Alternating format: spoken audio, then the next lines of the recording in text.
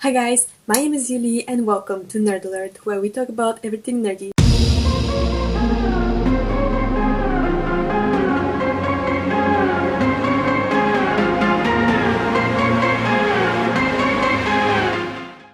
For today's video, I'm going to talk about a few YA contemporary books that I recently read and loved. Now, these books I read in March and in April/May because I'm filming this on the 6th of May. Here are the books that I'm going to talk about. I'm not going to show you them just yet. And I also have one e-arc that I read and I'm also going to talk about at the end of this video. I don't usually read contemporary or even YA contemporary, but there are a few books that I make the exception for, and those are either cute romances that I'm in the mood for or LGBT plus books and maybe something about mental health. Now, all of those books are either about mental health or LGBT, and I have one romance that was also a very good book in my opinion. Now, the first book that I'm going to talk about is The Flatshare by Beth O'Leary, and I hope I said that right.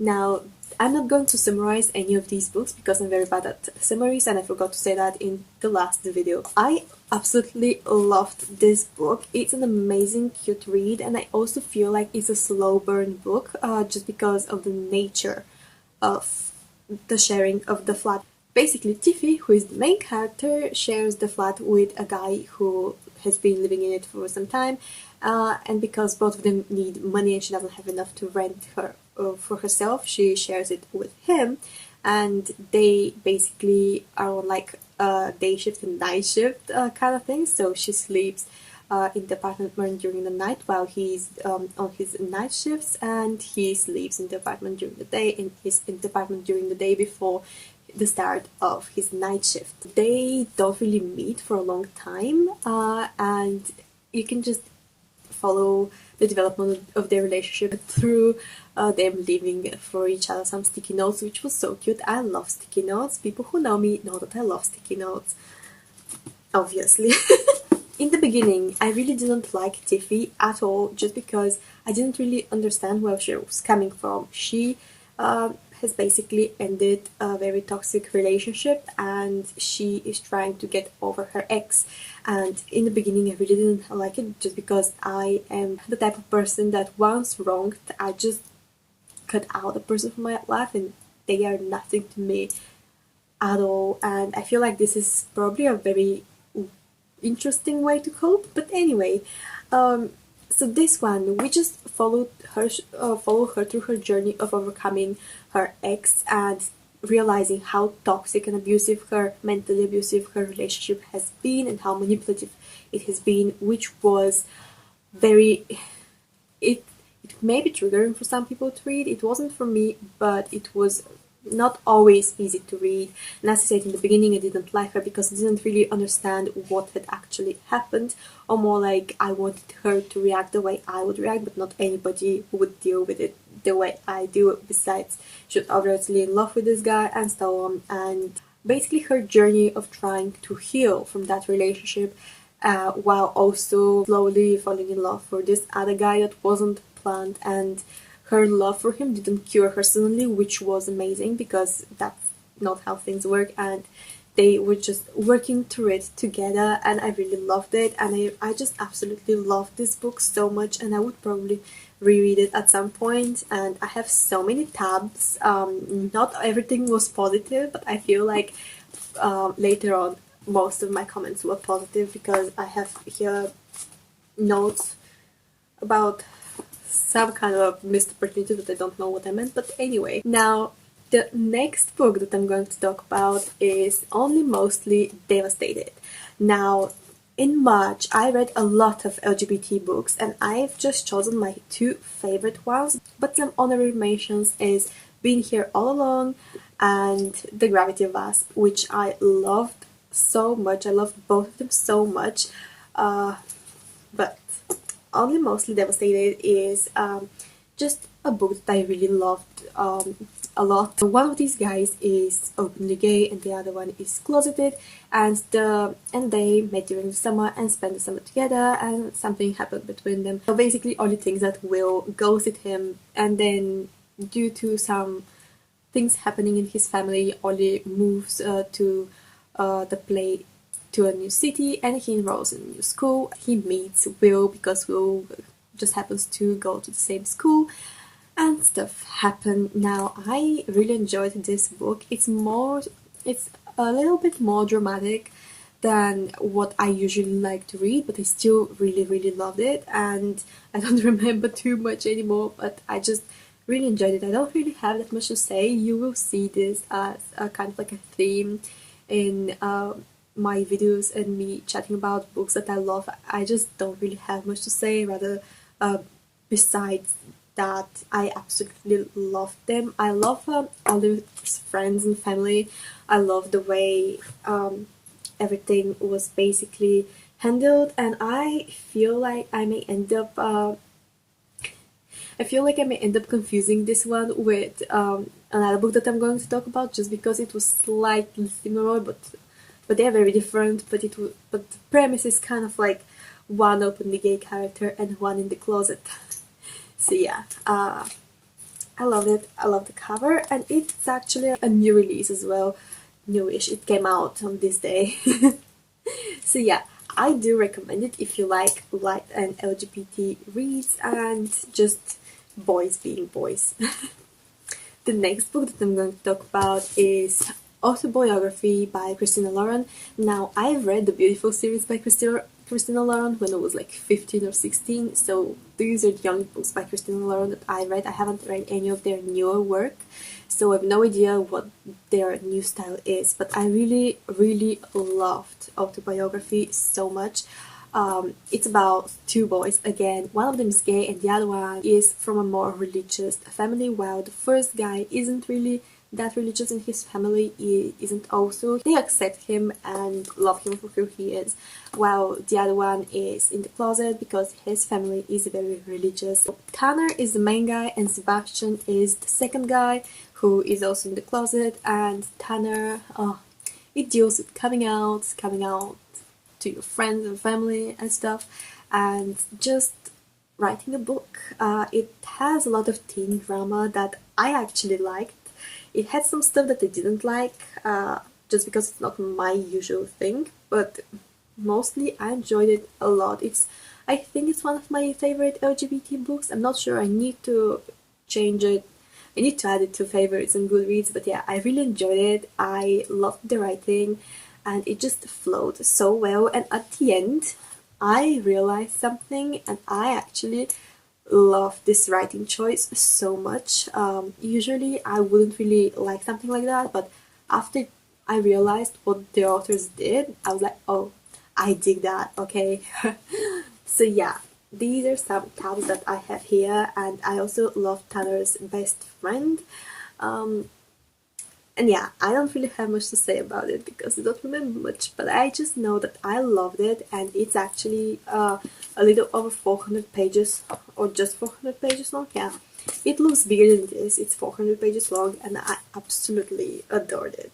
Now, the second to last book that I'm going to talk about was recommended to me by my friend Fatini. I hope I said that right. I'm so sorry. She's Rosy Blue on Instagram. So this is Words on Bathroom Walls by Julia Walton, and I love this so much.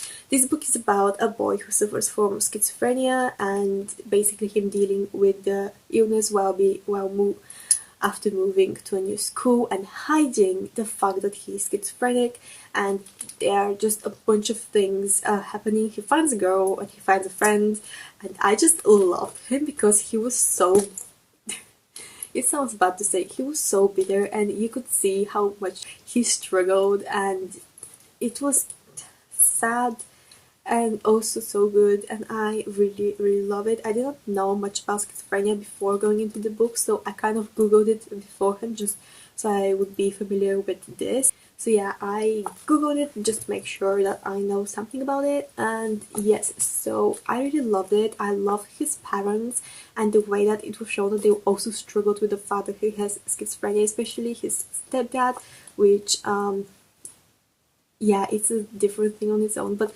I just really love how their relationship developed, and it's told in letters, so it's kind of like a bit hard, not hard, but it's like I feel like it makes it more personal. I don't know, but I really liked that part about the book. I didn't think at first that I would like it because it's written in letters, but it actually makes more sense, and I really enjoyed it. And then his grandmother, on I don't remember on which side it was, she was very annoying. I just really enjoyed it. I liked Dwight. I loved this so much. I didn't expect to enjoy it as much as I did, but I'm so glad I read it because it just showed me a different side of like mental illnesses and stuff. And as I said, I didn't know much about schizophrenia. Now I feel like I know a bit more, and it was so sad to see what like it was actually actually was happening in his head in a way, because I feel like all of the things he was seeing and hearing were a part of like the way he felt on a subconscious level, especially with a few characters that reappear from his head and stuff. So yeah, I just really enjoyed it. And yeah, I also loved his girlfriend. She was just so supportive, and that's what we love. And last but not least, my most favorite new release that at the time of filming of this video, it's not out yet. It comes out on the 21st of May, and I absolutely loved it. I gave it 5 stars.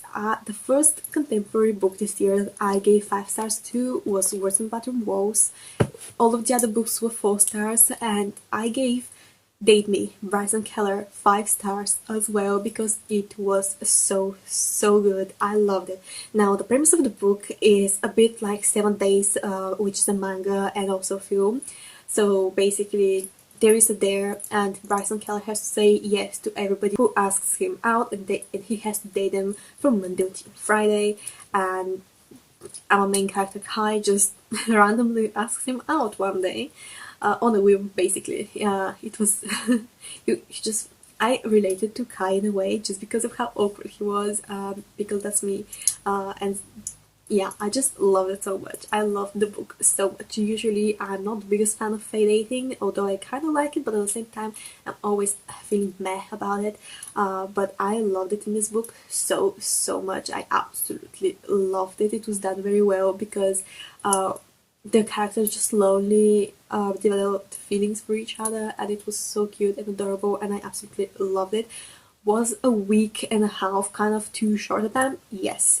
Do I care? No, because it was just so good. This book has a fit of so many good messages that it's trying to send, and I'm going to recommend it to absolutely everybody. It's basically about the main character who is biracial and gay, and another character who is in the closet, and he is just trying to figure out who he is. They're both in the closet, and it features things like being gay nowadays, that homophobia,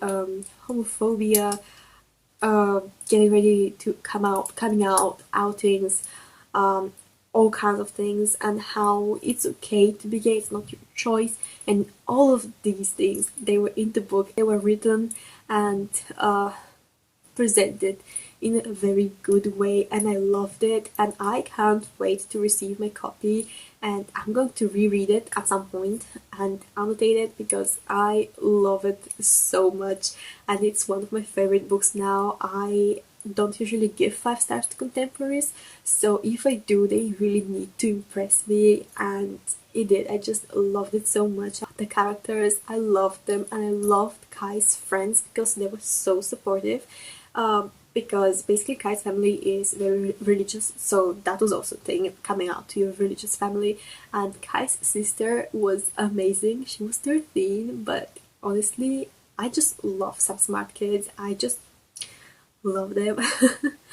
And then Bryson was just an amazing guy, so supportive, he was such a good friend and then boyfriend, and he was just so just chill about all of it, and that's how you have to react, and that's how you should react. I just really love him, and his family was also, they just didn't bat an eyelid when they found out that Bryson was gay, and I loved that so much. I don't think that's a spoiler, just because Bryson pretty much knows that they would accept him from the get-go, from the very first in the book. I think I just... Can you tell that I love this book and I don't know what I'm talking about? Probably. I'm in love with this book so much, and I can't wait to get my hands on it. And these are all the contemporary YA books that I loved recently. So tell me, have you read any of these, or are any of these on your TBR? And what do you think? Do you have any favorite contemporary novels besides these? Because I don't. I can talk about them if you want me to. And yeah, tell me in the comments which one would you like to read, or which one of these is your favorite, and see you soon with a new video.